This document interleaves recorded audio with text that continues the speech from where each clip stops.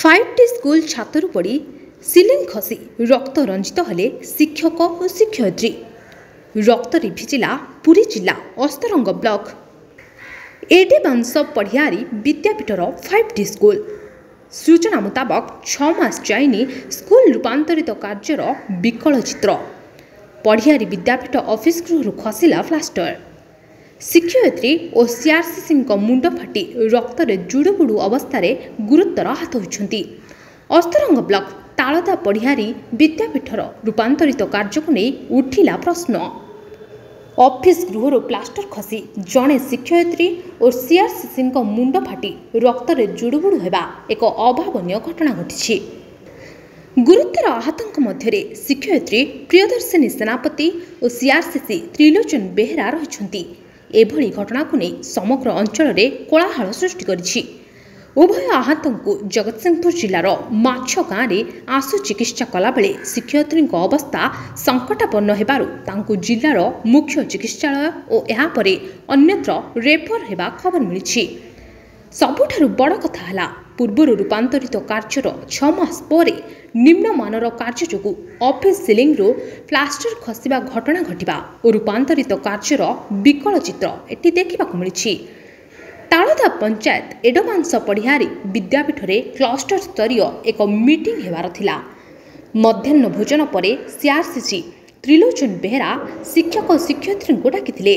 ଉକ୍ତ ବିଦ୍ୟାଳୟର ଶିକ୍ଷୟିତ୍ରୀ ପ୍ରିୟଦର୍ଶିନୀ ସେନାପତି ଅଫିସରେ ବସିଥିଲେ। ଏହି ସମୟରେ ଅଫିସ ଘର ସିଲିଂରୁ ହଠାତ୍ ପ୍ଲାଷ୍ଟର ଖସିଥିଲା, ଯେଉଁଥିରେ ସିଆରସିସି ଓ ଶିକ୍ଷୟିତ୍ରୀଙ୍କ ମୁଣ୍ଡ ଫାଟି ଗୁରୁତର ଆହତ ହୋଇ ରକ୍ତରେ ଜୁଡ଼ୁବୁଡ଼ୁ ହୋଇଥିଲେ। ଖବର ପାଇ ଅନ୍ୟ ଶିକ୍ଷକ ଓ ସ୍ଥାନୀୟ ଲୋକ ପହଞ୍ଚି ବହୁ ଦୂରରେ ଜଗତସିଂହପୁର ଜିଲ୍ଲା ମାଛଗାଁରେ ଥିବା ଏକ ଡାକ୍ତରଖାନାକୁ ନେଇ ଆଶୁ ଚିକିତ୍ସା ଆରମ୍ଭ ହୋଇଥିଲା। କିନ୍ତୁ ଶିକ୍ଷୟିତ୍ରୀ ଜଣକ ଅଧିକ ଗୁରୁତର ଥିବାରୁ ତାଙ୍କୁ ଜଗତସିଂହପୁର ଓ ଅନ୍ୟତ୍ର ରେଫର କରିବା ଖବର ମିଳିଛି। ତେବେ ସ୍କୁଲରେ ନିମ୍ନମାନର କାର୍ଯ୍ୟ ଯୋଗୁଁ ଆଜି ଏଭଳି ଘଟଣା ଘଟିବା ପାଇଁ ଦାୟୀ କିଏ? ଯଦି କାହାର କିଛି ହୋଇଯାଇଥାନ୍ତା, ସେଥିପାଇଁ ଦାୟୀ କିଏ ରହିଥାନ୍ତା ବୋଲି ଏଭଳି ପ୍ରଶ୍ନ ସୃଷ୍ଟି ହୋଇଛି। ବିଦ୍ୟାଳୟରେ 5ଟିର ରୂପାନ୍ତରିତ କାର୍ଯ୍ୟ ବ୍ଲକ ପ୍ରଶାସନ ଦାୟିତ୍ୱରେ ଥିଲା। ରୂପାନ୍ତରିତ କାର୍ଯ୍ୟ ନିମ୍ନମାନର କାମକୁ ନେଇ ଅଭିଯୋଗ ହୋଇଥିଲେ ମଧ୍ୟ କେହି କର୍ଣ୍ଣପାତ କରିନଥିଲେ। ଏବଂ ସବୁଠାରୁ ବଡ଼ କଥା ହେଲା, କାମ ନ ସରି ଭର୍ଚୁଆଲ ମାଧ୍ୟମରେ ତରବରିଆ ଭାବେ ଏହି ସ୍କୁଲ ଉଦ୍ଘାଟନ ହୋଇଥିଲା। ତଥାପି ନିମ୍ନମାନର କାର୍ଯ୍ୟକୁ ନେଇ କେହି ମଧ୍ୟ ଶୁଣିନଥିଲେ।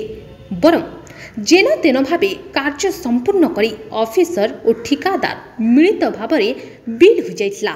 କିନ୍ତୁ ଉଦ୍ଘାଟନର ପ୍ରାୟ 6 ମାସ ପରେ ଅନୁଷ୍ଠାନର ଅଫିସ କାର୍ଯ୍ୟାଳୟରୁ ପ୍ଲାଷ୍ଟର ଖସି ଜଣେ ଶିକ୍ଷୟିତ୍ରୀ ଓ ସିଆରସିସିଙ୍କ ମୁଣ୍ଡ ଫାଟିବା ଏକ ଅଭାବନୀୟ ଘଟଣା ଘଟିଛି। ଯଦି ଅଫିସ ଗୃହ କାର୍ଯ୍ୟ ଏମିତି, ତେବେ ଶ୍ରେଣୀଗୃହ ସହ ଅନ୍ୟ କାର୍ଯ୍ୟ କିଭଳି ହୋଇଥିବ ବୋଲି ଏହା ସମସ୍ତଙ୍କ ମନରେ ପ୍ରଶ୍ନବାଚୀ ସୃଷ୍ଟି କରୁଛି।